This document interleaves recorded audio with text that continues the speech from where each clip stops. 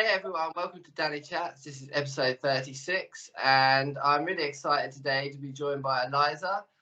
Some of you may know Eliza. She has her own podcast, and the reason she's joining me today is because she's going to talk about her heart transplant. And I've been following Eliza on Instagram from, I think, 2020 when you started your podcast up. But I don't know too much before then what was happening. So how did you come in? Well, hello, first of all, and how did you come into needing your heart transplant? Thanks for having me. How did I come to needing my transplant? Good question. So it was genetic, but they didn't find out that I had a condition till I was 12 years old. So I had a pretty normal childhood, and it was actually in the swine flu pandemic, whatever you want to call it, and it was Christmas 2010, and I caught it, or they thought I caught it. So I was taken to hospital. I got really ill with it, and it got to Christmas Eve, and I was really struggling to breathe.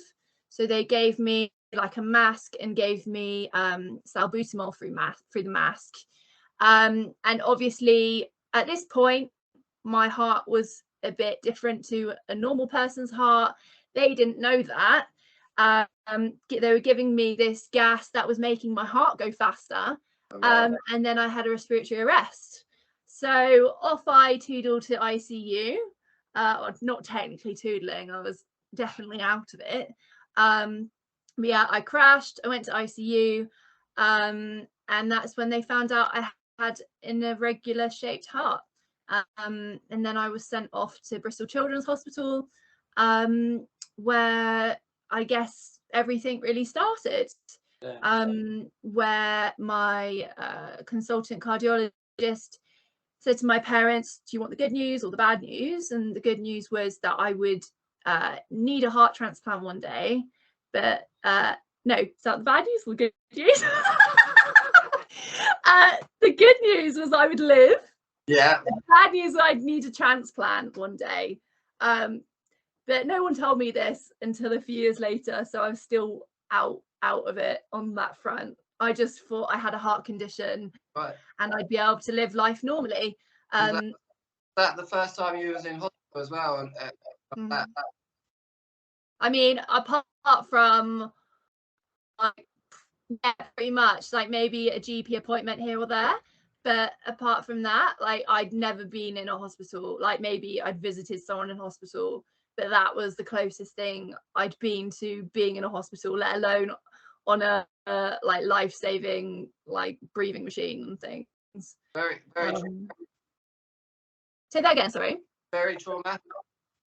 Yeah, it was really quite traumatic. Obviously it's like a really big shock as a 12-year-old to go from being, you know, completely normal, like living a really normal life, being really quite active, to all of a sudden being an ill child, being wrapped up in cotton wool, not being allowed to do things like everyone else. Like I lost a ton of weight, so I was super skinny, and like everyone would call me like a little sparrow, and it really annoyed me. Yeah, it was like it just completely like a massive U-turn in my life at such a like prominent part of my life, like going from childhood to teenage years. And so I think that was just quite a lot of confusion, and like yeah, it was just a weird time for that thing to happen, I suppose. That's the sort of time where you start your secondary school and everything like that, isn't it? And yeah, so I was in year 8 at the time, so I'd been at school for 2 years. And I lost a lot of time in education. I was pretty much out of school for like a year, and because of I didn't have swine flu. I had a few different streps of flu, and I don't know what it was, if it was that the pneumonia I had and the you know, the life support machine, I got really bad damaged lungs. So for for about a year after that first episode, I'd have to go into hospital every 2 months for 2 weeks of antibiotics through IV. because my lungs were that damaged and I kept getting like bugs and stuff in my lungs. So I was pretty much treated like a CF patient at that point as well. Yeah. Yeah, it was just a completely different way of life, and it's almost like I completely denied it. Even whilst I was in hospital, I just almost just enjoy watching films and eating food, and I just not really take into consideration like I've got this massive needle in my arm giving me loads of like antibiotics, and you know, I wasn't really thinking about that. I was just thinking, oh, time off school sort of thing. I think that might be a coping mechanism as well, and then we process stuff after. Because I certainly felt that with my transplant. Like I didn't really think too much about it at the time because I knew I just had to get through it. And then after, when everything sort of started to hit me of what really happened and stuff like that. When did you start getting like health issues with your liver? I was 14, so I was 10, so I missed my GCSEs pretty much. Oh God. Yeah, so it's the same sort of thing, you know, you're at that age where you don't want to be different in school, and then all of a sudden you're out of school for so long, and then you're going back and you're known as like the sick kid. Yeah, it was a hard time, but for me after that I went off to college, so it was kind of time for me to start again, which was nice. So they told your parents you would need a heart transplant at some time, but you weren't made aware of this for a little while. No, I wasn't made aware. To be honest, I haven't really had that conversation of like, why wasn't I made aware? I guess it's one of those things parents decide on your behalf until you're 16.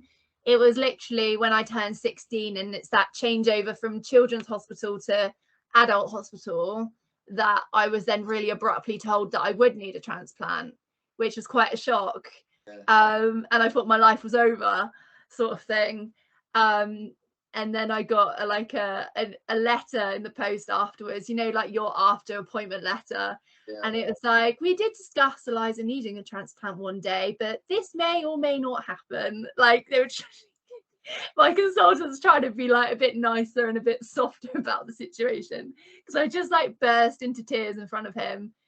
Because you know, like when you're a kid and you're going to these appointments, and you know the doctor's just da da da da da da da, like numbers da da da da da, and then they say something like, "Yo, you're gonna need a transplant," and all of a sudden your like brain is like 5 seconds late. Yeah. And then it's just like, what? Yeah. Sorry. Then it becomes real, doesn't it? It's like, oh, that's big. Yeah. How did you find? It's nothing I've talked about actually. How did you find the transition from children's hospital to adult hospital as well? Because it's very different on the wall there. Yeah. I suppose I didn't spend too much time in the kids' hospitals. Only the first time I got really ill. And then I had a pacemaker put in, and that was at Easter, and they tried to do an ablation, and it went horribly wrong, and my heart went all funny, so I couldn't move for like a week whilst like over the Easter period because no one was at work. So I was like stuck in my bed. But you know, everyone was really nice there. I think everyone's a bit like maybe a bit more caring, a bit more considerate. But I was really lucky that my cardiac consultant actually was still my adult consultant, because he worked in both the kids and adult hospital. So I was really lucky with that. So I still had that same person, and I'd had that connection and that trust that I'd built up. And it was almost like seeing like an uncle a little bit, where you could have like a bit of a joke, and you know, I could roll my eyes, and like he'd say, "Oh, you probably need this soon," and I'd just give him the evil sort of thing. So that was nice that I could continue that into adult hospital. That must be to have someone that completely knows you as well. So if you say you're feeling off, then they know that you're feeling off. If you know. And like, I mean, I cannot fault Bristol Heart Institute. Like, there were points where I really needed attention, and we could just call them up and they'd say, come up tomorrow. Like, it was, I mean, we're in Cornwall, we used to be in Devon, So it was quite a long journey up, but literally like at a drop of the hat, we could go up and have an appointment. And I think that's really important to have in a team when your condition is so up and down and uncertain. So to have that trust and that communication, I think communication is a massive thing with your team, and being your own advocate and being able to shout up and shout out, and to not let them like say, oh, you're fine, your stats seem okay, like just like maybe you're overthinking it. It's like, no, like I don't feel well. And I think that's the thing you learn going into the adult hospital, is you really do have to shout up, because there's so many people needing to be seen, and so many people like wanting that extra help. So you actually have to like fight your side. Really, really good point. Really good point. It is sometimes like that. You're like, no, I do need that extra medication, or yes, I am in pain.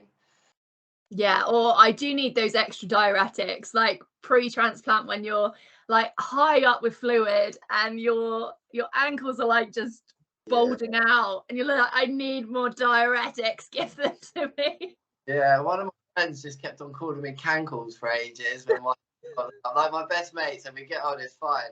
And then he was just saying, like, he was just winding me up. He said, I'll get you a mobility scooter if you want one.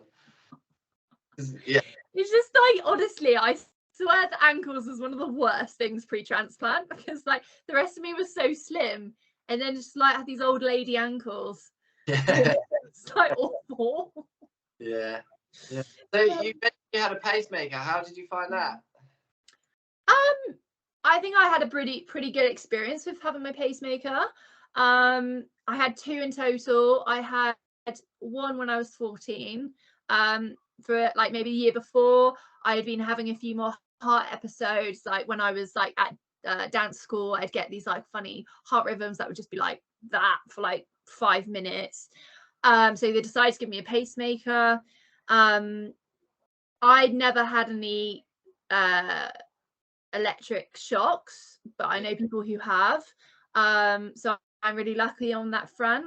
But I don't know if it's a pacemaker or like there's one that's like both. Yeah. And so I was paced a lot. So there'd be points where I would go in and they'd see that my heart was struggling when I was going up a hill. So then they'd change the like the computer to tell it to help my heart when I'm going up a hill, and things like that.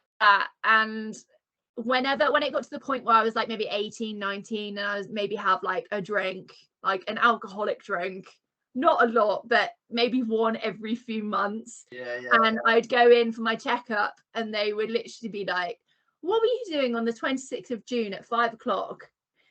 And I'm like,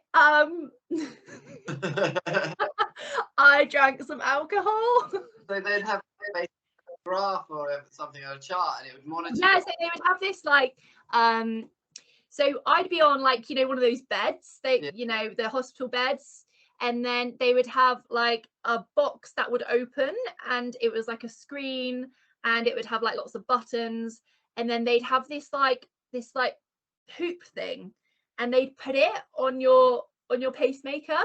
Right. And so then the hoop would like Wi-Fi the information onto the box. That's insane. Yeah, and so it would be like a bit of an echogram, or whatever you call it. Yeah. So it would come up with like all my beats for like the last 6 months. That's bad. Yeah. And then I also had like a box at home which linked up to my pacemaker, which would send them the data of my heart like every day, or so they could check up on me from home. Yeah, that's really good though, like that, because I've talked to people with heart transplants before, but it's only just occurred to me how your heart is the one thing that really keeps you going. So if you've got any issues with that, it must be so petrified every time something happens. Yeah, it's I think I never really thought about it to that extent. I think now more post-transplant, I'm like, fuck, I've actually got someone else's heart inside my body. Like, how the hell did that work? But pre-transplant, I think up until like the last 6 months, I was very much optimistic, quite like in my head, I was like in a Disney film, maybe I was like, it's gonna be okay. Yeah. It's gonna be okay. Yeah, and then it did get to that point where, you know, my doctor was giving me all these medications. They were really affecting me. They were really affecting like my energy levels. Like my blood pressure was like so low.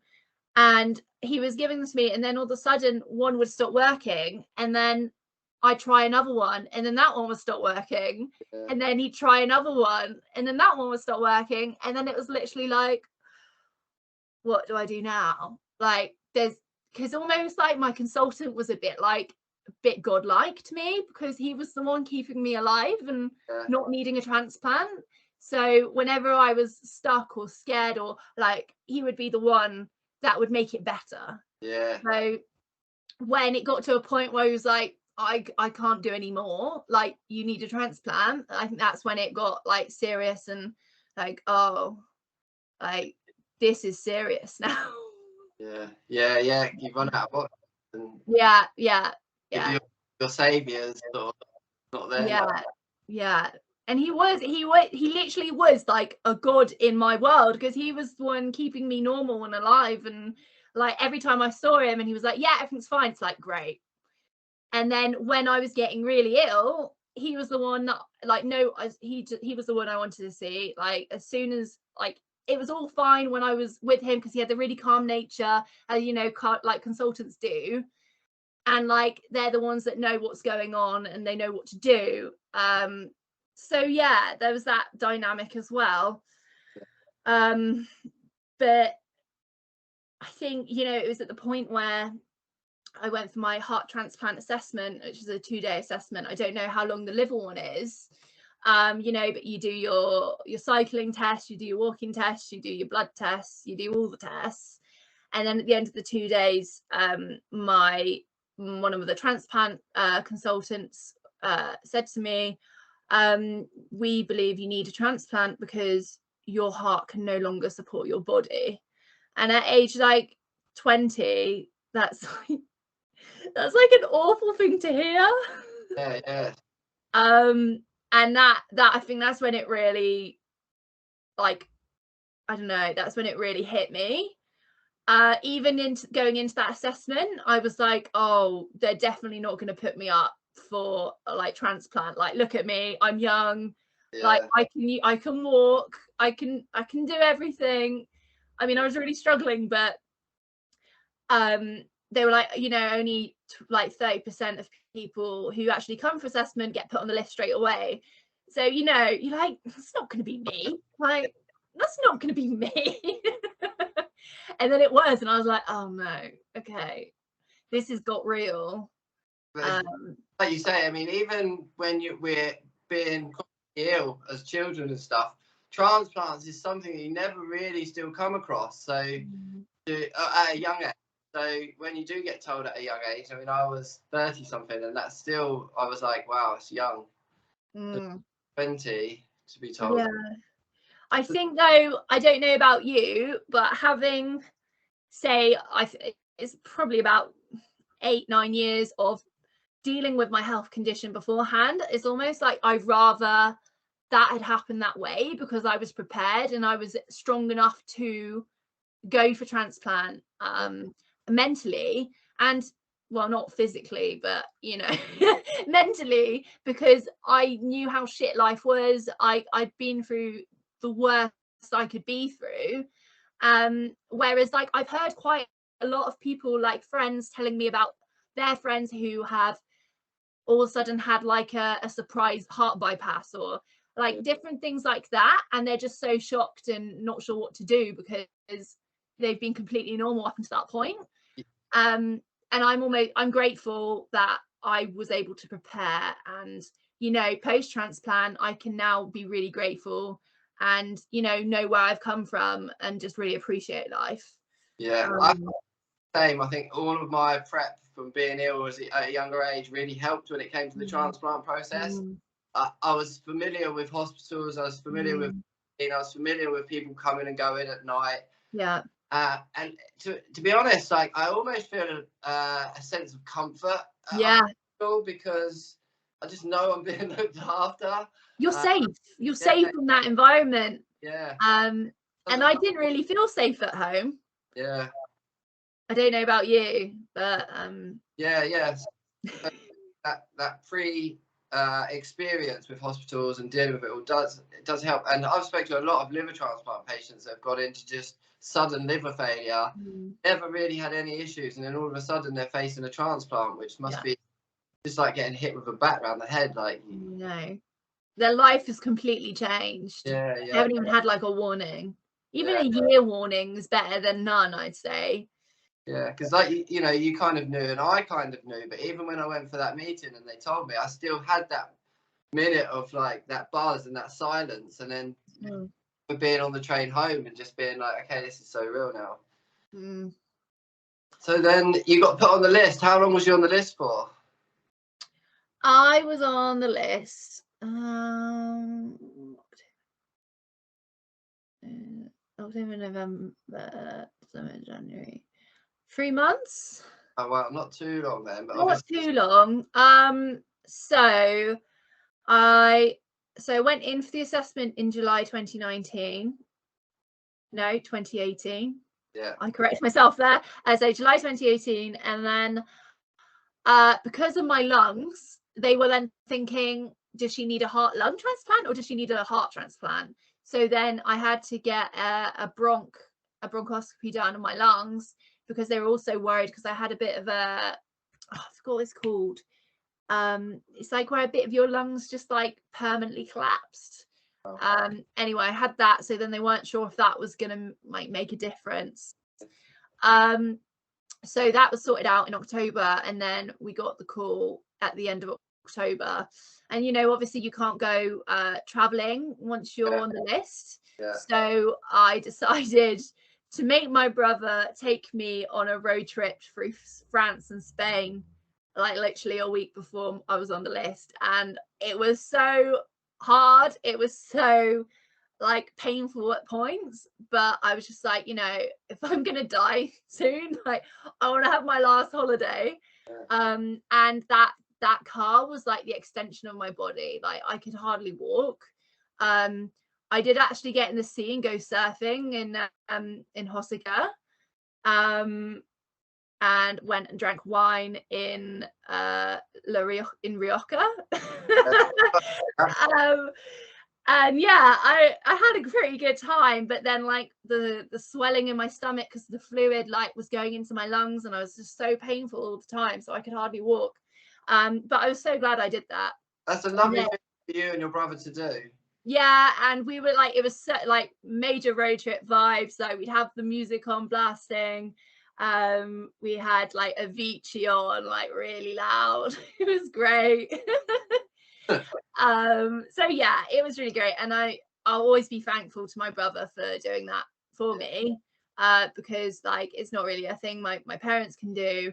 But yeah, it was great, and I'd advise anyone on the transplant list to do so, or before transplant. If you're pre, I recommend. Yeah, so that happened, got on the list, and then I had 3 false alarms. It wasn't a great point. So October I was put on the list, and I was in hospital in November for 2 weeks at my local hospital because my heart was like just so bad. My the doctors there just wouldn't even touch me because they were just scared of me. I think they just didn't want to touch me and like fuck me up basically. So they waited for my like cardiologist to come down, because he would come down like once a month. So I was stuck there for 2 weeks, and then I came out, and then in December I was really bad again, really poorly. So we took a trip up to Bristol, and that's when my cardiologist said, there's nothing I can do, Eliza, you need to go and stay at Papworth till you get a heart.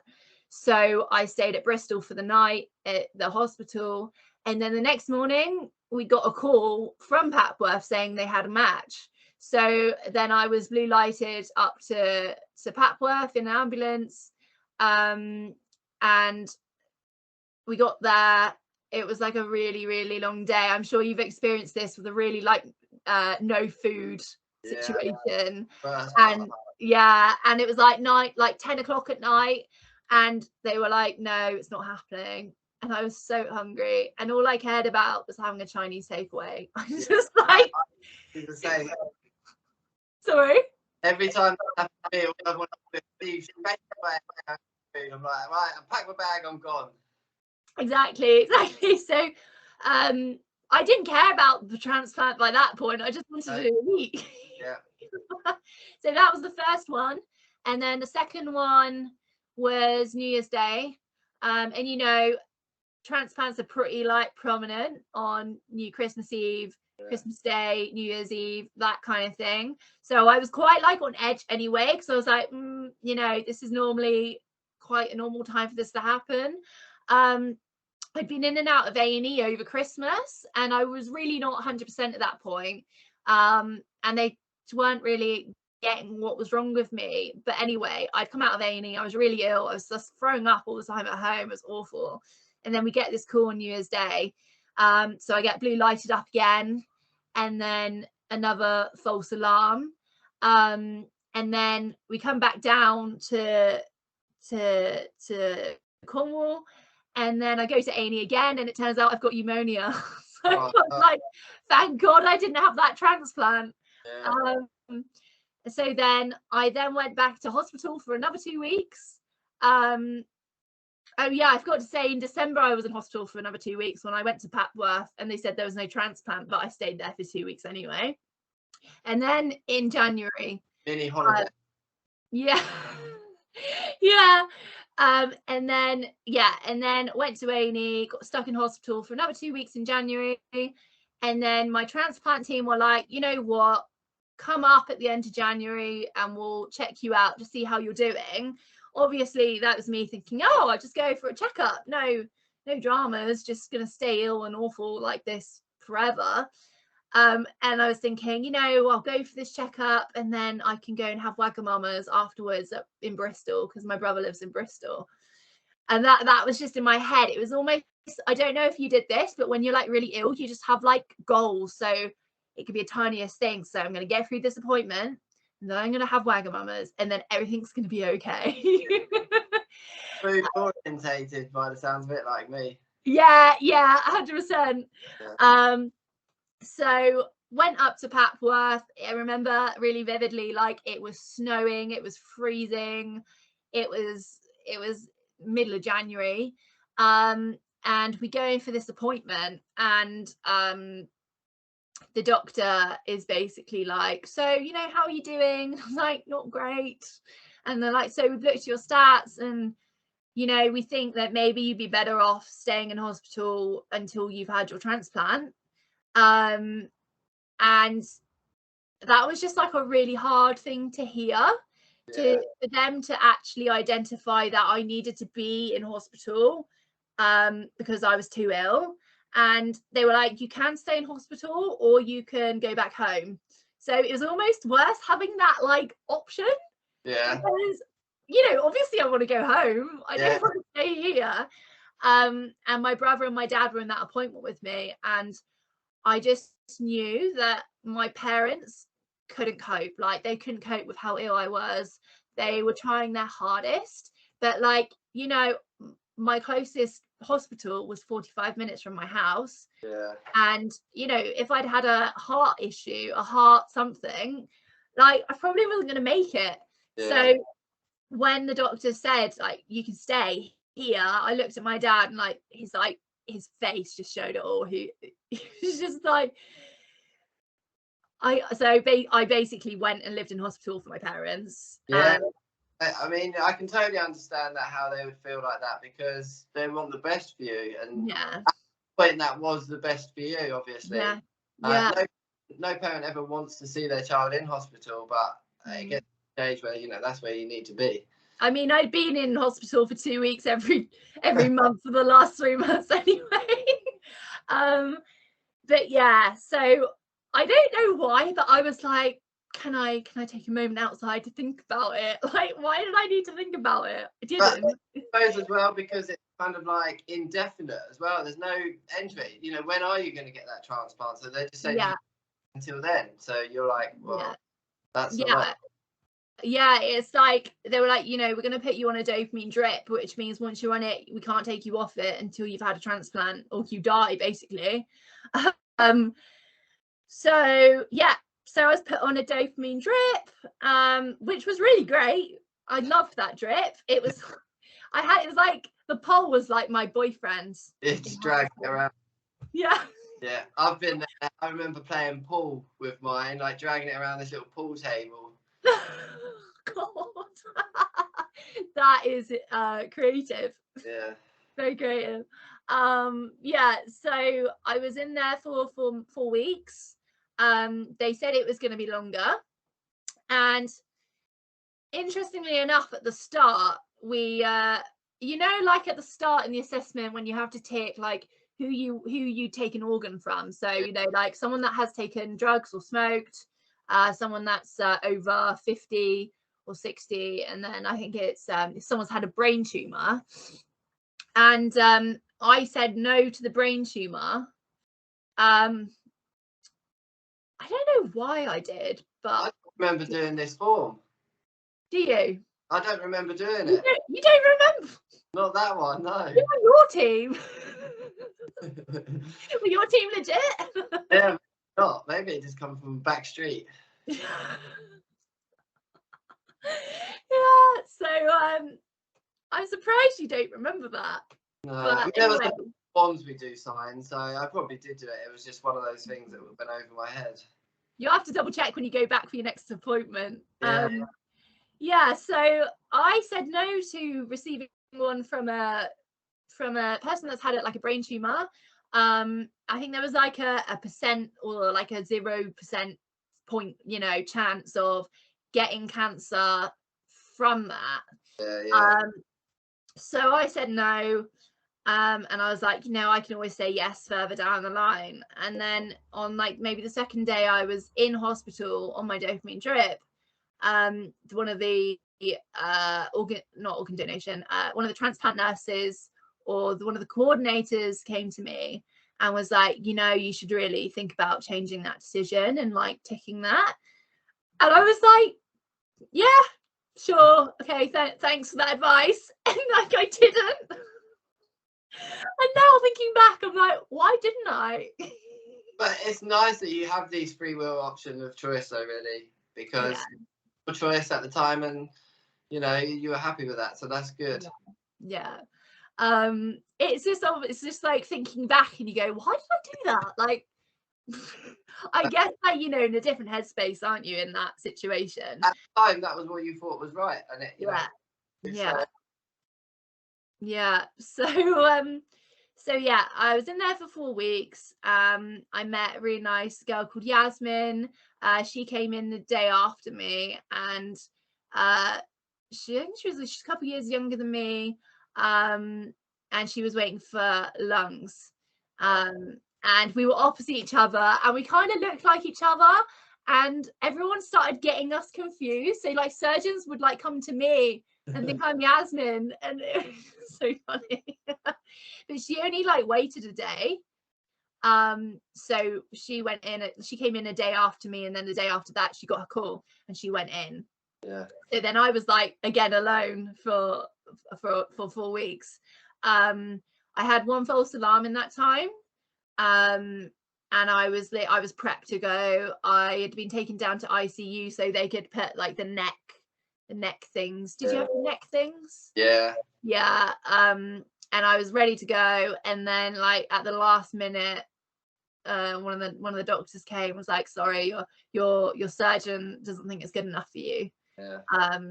I was expecting, even when I was lying on the operating table, I was still expecting them to just say, oh, actually, no, it's not good enough. Oh, jokes. Yeah. Stuff, mate. Not for you this time. But yeah, there were points where I was like, is this ever going to happen? And there were also points where I was like, you know what, I'm just happy like in this bed on my dopamine drip, hanging out with the nurses. Like, you can leave me here. And it's like a comfort zone. Like, you're in that comfort zone where you're like really ill, but you're almost like kind of like happy where you are, and you've kind of like content in this like little bubble you've got going. And you know, you've got the socializing with the nurses, you've got like the safety from the doctors. You like, I had my dad there by my side the whole month, and he'd bring me food every day. It was like trolley dash. Like, I'd give him a list of things to buy, and then he'd have to go and find them. And yeah, it was like, in a way it was quite enjoyable, although it was horrible at the same time. But you make it fun. You find those tiny bits of joy in that trauma. You become used to it, and if you constantly try and rebel it, then you're just gonna regret, or not regret, but hate every second of it, like you say. Exactly. But accept that it's happening and settle in. Exactly. I think, you know, it's all about focusing on the little things. Like, are you reading a book that you really enjoy? Or like, I watched the whole like 8 seasons of Game of Thrones whilst I was waiting for my transplant. Like, I think that's a very good use of time. Definitely. I binge watched that when I had COVID one time. I got so into it. It's great, isn't it? But it's the little things, like I would set a routine where I would wake up, I would watch a Game of Thrones episode whilst waking up, and then my transplant team would come for like morning, you know, checkups, and then I would probably have someone come to like sort something out with something, you know, pharmacy or bloods or whatever. Then it'd be lunch, and then I'd have a nap, and then like I'd have a chat with my dad, and then I'd like watch another episode of Game of Thrones, and then, you know, the medicine will come around. And like, I got into such a routine, and I think routine's such like a important thing when you're going through something like that, whether you're at home waiting or in hospital. Like, routine literally stops you from going mad. Yeah, I was going to say that, because you're in hospital, things are happening, but if you're at home and there's not a lot happening, then it's still important to keep that routine, just to go a little afternoon walk or a morning walk. Like I say, I mean, more than well, like, have a nap in the afternoon. I love the nap, especially pre-transplant. So don't feel guilty about having the naps, but just try to do things in between. Exactly. And I don't know about you, but when COVID happened, like, I absolutely thrived, because I knew how to have a routine and like be stuck in my room in my house, because I'd been so used to it with transplant, waiting for a transplant. Yeah. So like, it was almost like being pre-transplant but really healthy, so I could do stuff. Yeah, I felt the same, because for you, what was the date of your transplant? It was end of February. 2019. Yeah, so yours the same time as me. So like, after a year of that, then we kind of went into COVID. So oh god, like, it was like end of that period of, you know, you've really got to look after yourself. Yeah. And then it's like freedom. Oh no, wait, COVID. We're gonna die. Yeah, petrified, stuck at home. Oh god, tell me about it. And now we just walk around with no masks. And well, I do anyway. Probably. Yeah, I do now. Yeah, I take it you had all your jabs. I've had 3 of them. I need to get the 4th. Yeah. But is it funny when you chat with older people and they're like, oh, I've had my 3rd jab? I'm like, so have I. Yeah. Or like, some people are younger, they've just only had like their 1st or 2nd. I'm like, I'm in my 4th. So I am extremely clinically vulnerable. There's quite, actually, you're right with the older people as well. When I tell them I've had 4, they're like, what? How have you managed to? It's like, how have you got through the queue? Yeah. Pushing in. It is quite funny, yeah. So then you had your transplant, and how has your recovery been? Good question. So the first year, I was pretty good. Obviously, so because I've had my sternum cut open, there was quite a lot of pain. Because obviously for like a few weeks I hadn't been able to like cough up stuff because of my lungs, because I still have my lung issues. Because my sternum had like been just closed shut very recently. Coughing was so painful. So my lungs weren't amazing, but they weren't like awful. So I didn't really like, fully push the exercise. That took me quite a while to get into. I think the first year I'd like do like normal walking, nothing too strenuous, just pretty tame. I used to so I'd start off at one point and I could say, okay, so for the next few days I'm going to get to this point, which was maybe like half a mile away. And then I then set a new point, and then I just kind of like keep going, like building it up. So that's what I initially did in the first year to kind of build up my confidence with walking. And I normally go walking with someone else because I was quite what's the word? I felt maybe quite vulnerable. Yeah.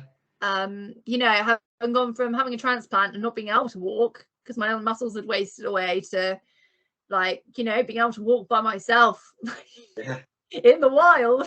In the wild. Yeah.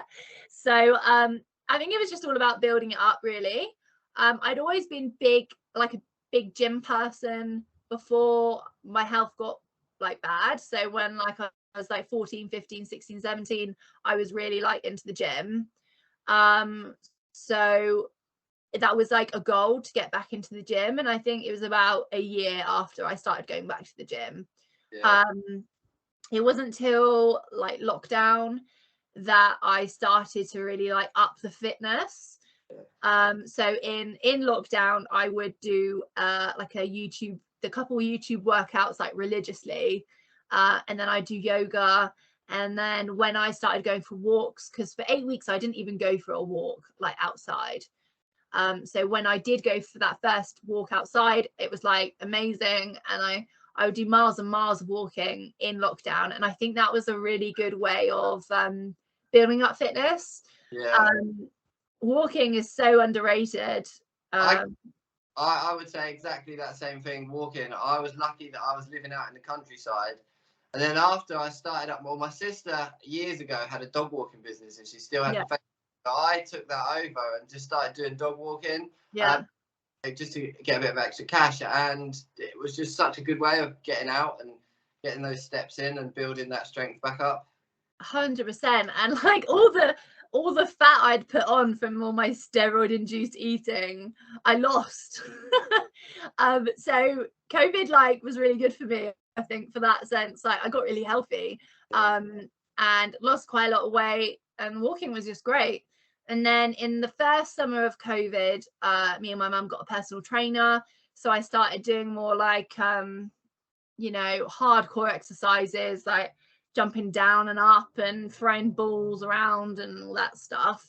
But that was quite difficult, having a personal trainer who completely did not get it. And then them like saying, okay, so you're going to throw these really big heavy balls at each other towards your chest. Where like I'm here like, no, stay away. And things like that, and doing burpees, and I'd be like, look, I can't really do those because my blood pressure is not like 100%. So it kind of got to a point where I was like, unless I have a personal trainer who completely gets heart conditions and that kind of thing, like I don't think that's gonna work. Because I was still very protective of myself and my body. So then I went back to the gym and just started doing my own thing. And then winter, like autumn winter of 2020, I started doing the couch 5k. So I started running, which I never thought I'd be able to do, because even though I had a transplant, my lungs still weren't like great. So I was like, oh, my lungs are not going to be able to like do this. But actually, since doing the running, my lung function has gone up like really like even higher, which is really good. So I really do recommend the couch 5k app. that's really good. Even if you just do the 1 week for like 5 months, like it's still better than nothing. Yeah, everyone that I know has done it. I kind of did a similar thing, but I just used my local woods as like a little bit to run around. But everyone that's used that Couch to 5K said it's really good. Yeah, it is really good. Yeah, so then that was that. And ever since, I've just kind of been going to the gym. How so physically, you know, it took you like a year of just sort of easing in and stuff. How about mentally? Mentally? What do you mean mentally? Like, how did you find it? Because for me, I think my first year after transplant, I was sort of focused on the physical side of recovery, and then you know, when I got back to full physical, or you know, back to a physical health that was reasonable, the whole process of everything that happened kind of went into my head, and then I started thinking a bit more emotionally about it and things like that. Yeah, I think I had a really good experience of transplant, and I know not everyone has that experience. I think actually going into hospital and being supported so much by the nurses and the doctors and the physio, and they had like counselors there. And I am quite a resilient person. Like I think I get it from my dad. Like my dad's a very resilient person, and I always try and see the positives in things. Yeah. So although it was a traumatic experience, I think it was the least traumatic it could have been for someone that's going through a transplant. Yeah. So it's not, it hasn't really affected me mentally. I feel like other things in my life have affected me more than my transplant. Yeah.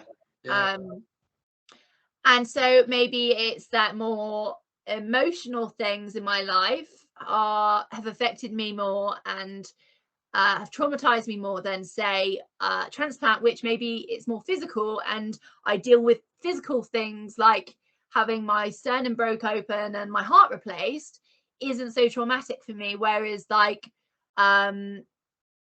emotional things where I'm in emotional turmoil affects me more. And that's just how my brain works. Like I've thought about this before, and I'm like, why am I not more like traumatized by this? Why am I not affected by this and affected by other things that really like aren't that much like in comparison? If that makes sense. But I'm like so grateful that I don't have that, or not affected by that trauma. Like that trauma is still trauma, and you know, I do get flashbacks. I do like, I guess maybe that's not right saying it's not fully, like it's not affected me. I do get affected by people who are in the transplant community and who have died. That really affects me, and that affects my mental health, because whenever that happens, I go into panic mode and I go, God, am I next? Like it just makes me realize I'm not superhuman, and I could just go like that. And then the life expectancy, that gets me, and I think I have a lot of issues around wanting to speed up my life and get all the life goals, life events ticked off, because I think I need to get them ticked off when I don't. But in my head, like society's like molded us to think, you know, we need to have a boyfriend, we need to get married, we need kids, we need a house, we need to go traveling and live our lives. And there's me like trying to work and juggle it all out. So that is more what affects me than actually, you know, the transplant itself. So the after effects, I think. Yeah, that's very, like you say, makes it go through like certain things more than others. So you know, now I know that you run your podcast. I do. So that's Eliza Chats. Transplant Chats with Eliza. Is that right? That's right. You were saying your podcast name then. Danny Chats. You were saying Eliza Chats. Yeah, Eliza, not Eliza, is it? It's Transplant Chats with Eliza. Transplant Chats with Eliza, yeah. That's it, Transplant Chats with Eliza. I will put a link to your podcast in the description below for anyone who wants to have a listen. But what can we find on there? Yeah, so you can find everything on there. So I've tried to make it as diverse as possible.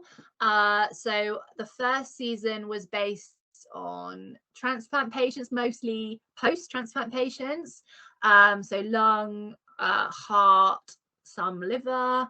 I think there was a heart and lung, and then there's also an interview with a couple. So the guy Will was needing a transplant, and his wife was there being interviewed too, that he's now had a transplant, but it was about how they coped as a couple, and I think that was a really interesting one. Yeah, that's interesting, because you don't often think of this, you know, we just think about ourselves, but you don't think about what's put on as your partner and stuff. Yeah, partner / carer. Yeah. So that was the first season. And then the second season, I managed to get a collaboration with my transplant hospital, Royal Papworth Hospital. So I interviewed everyone from the dietitians, the physio, the guy who created the DCD, well, that researched and got the DCD heart passed in law. Who else? Mr. Woolwork, who is the guy that did the first heart, lung, liver transplant. There's loads on there. It's all transplant based, more medical. So that's more of an educational series. I think that is really vital, because I remember, you know, you go and sit and you have your appointments with the doctors, and they might tell you one thing, and while you're processing that, they're telling you 10 other things. So I don't even know what he said. Like, so it's down exactly. at your own time and listen to it. Yeah, it's a good way of processing things. And like, if you're the kind of person who likes to know everything, I think there's normally two kinds of people in transplant. There's the people who don't want to know anything, stick their head in the sand, like what happens will happen. That was me as well. And then there's the other kind of person who wants to know everything, every gory detail, like anything they can know to make their transplant experience as like good as it can be. So that was the second season. And then the third season, I worked with NHS Blood Transplant. So that was a shorter season where I interviewed some transplant patients, but also some donor families, which was a real honor. And I wanted to create that for Organ Donation Week last year, but also I thought it'd be a great opportunity for some of the transplant community to be able to hear the donor family side of the story, and to kind of understand like why just saying thank you is enough, because I think a lot of transplant patients don't think that is enough, and then they just don't write, and then they don't say thank you, and I almost think that's worse than just saying thank you. I think I'm stuck in that situation a bit. And every time that I've gone to write, I've got a letter in this like notepad here. Yeah.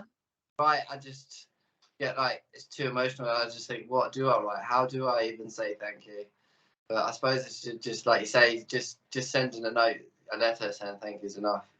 The thing is, like, you know, even if you send first letter and just say, hi, like, I'm Eliza, like, thank you so much for allowing organ donation to happen, like, in with your family member, and then that's not the last letter that you're gonna have, like, that you can write. Like, you can write another one when you feel more like capable of doing so, and then you never know what response you might get. You might get a really lovely response which will support you in writing a longer, more like, you know, meaningful letter. But I think donor families deserve a thank you, whether that's 2 pages or like a 1 sentence. Yeah definitely. I think it's nice to write to the family. And I've never met a donor's family, but I've sort of researched stuff and spoke to people about the Transplant Games, which is athletics and sort of all different sports, I guess. But you probably know, but for anyone that doesn't, it's kind of like the Olympics for transplant patients. Yeah. They have like a donors run there as well, I think. And Yeah, they do. I don't know too much about it. yeah, I'm still in like 50-50 wherever I'm going, like, or I don't know. Are you going? I'm gonna do this year. Yeah, I've signed up.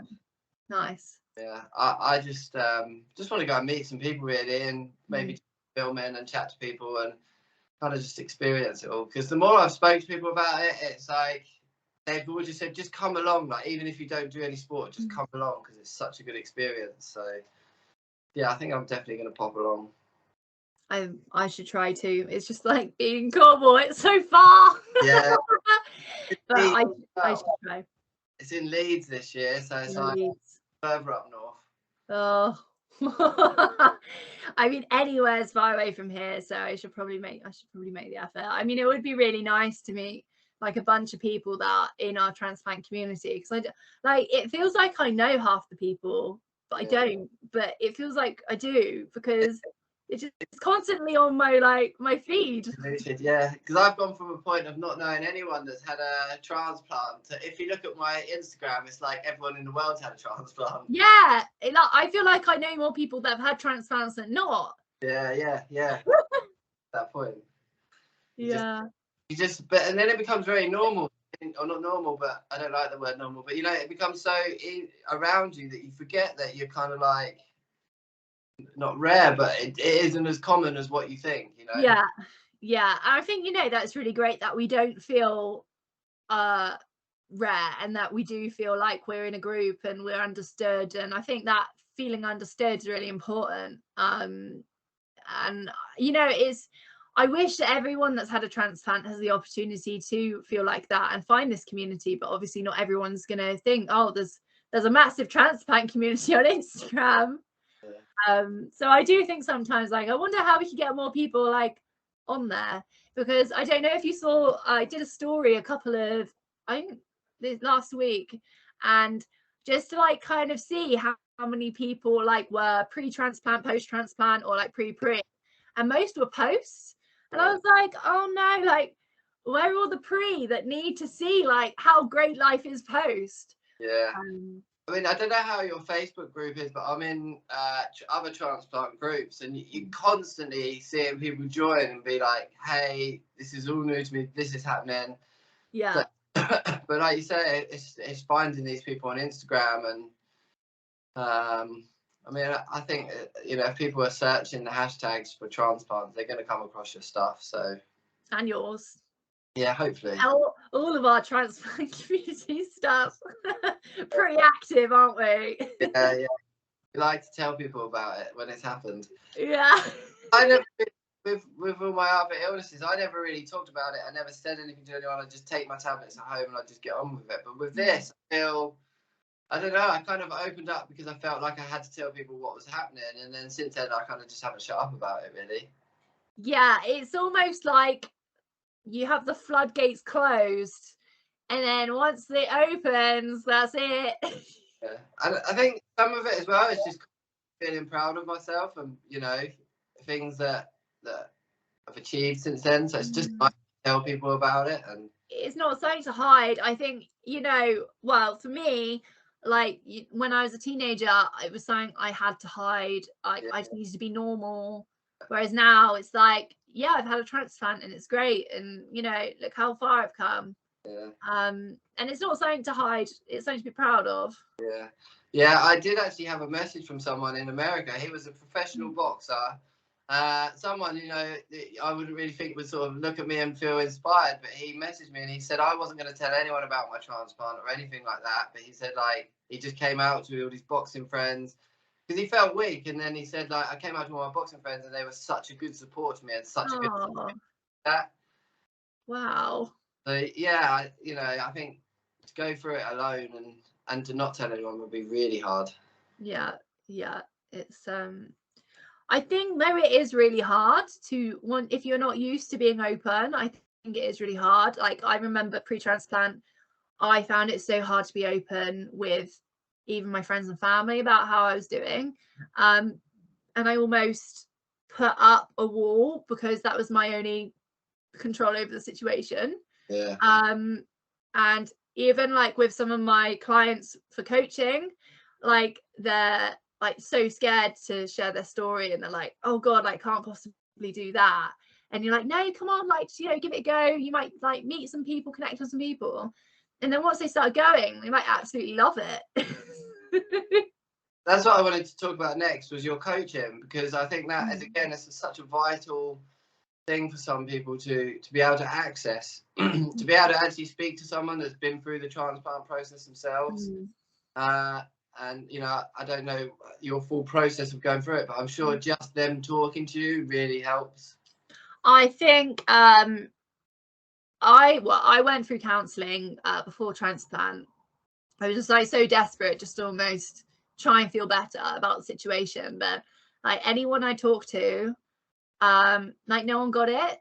And you almost, it just felt like you were being pitied because you're in such a dire situation. And I remember saying to my counsellor, like, I don't know, this maybe 2 months before transplant, I was like, I just can't come to terms with the fact that the person whose organ I'm going to have is like probably like walking around right now, like totally oblivious to what's going to happen to them. And the counsellor was just like, I don't know what to say to that. I've never come across this in my professional career. Yeah. I had counselling after my operation, and speaking to him, and he was just a bit the same, just like jaw was dropped most of the time. Yeah, and it's like you don't want that. You want someone that completely gets it and like is bomb proof, and you can say anything to them and they're just like, okay, cool. And like normalize it. Even if it's embarrassing medical stories of stuff that's happened going through the transplant process. So you can just be like, well, this happened, I was so embarrassed. And then you're like, well, that happened to me, so don't even worry. I've got a story 10 times better than that. And then it just like puts people at ease. Exactly. So, and I think that's why like podcasts like yours and mine are so important for, like, say, people who maybe can't afford coaching or counseling or whatever, and they can still get that validation and that common ground through the podcast, through listening. How can people get hold of you? How can they get hold of me? They can get hold of me through Instagram. They can get hold of me through my email. My email is eliza@transplantchats.com. I mean, they can try and get hold of me through my website, which is transplantchats.com, but I don't quite know if my website is linked up to my email. I'll have to double check that. Got a Facebook group. Do you still run that? Yeah, I still have a Facebook group. It's called Young Female Transplanted, and that's for women between 18 and 36. So that's more of a group for young women who have probably like grown up with knowing they're going to need a transplant, with health conditions. It's a safe space to talk about things like, you know, periods or hair loss, or, you know, how they look, or like getting married or trying for a baby, those kinds of things. It's a group for that, basically. Yeah. Well, I'm really aware that I've kept you for so long now, Eliza. That's all right. I don't want to keep you all evening, and I'm sure us two could probably chat for hours. We'll have to do another podcast at some point. Yeah, definitely. But thank you so much for coming on. Hopefully anyone listening to this, you know, finds some helpful information. And like I say, I'll put a link to your podcast below in the comments section, in the information section of this video. So yeah, so thank you so much. Thank you for having me. Thank you. I'll see you later. I'll let you get on with your evening. Bye. Bye-bye.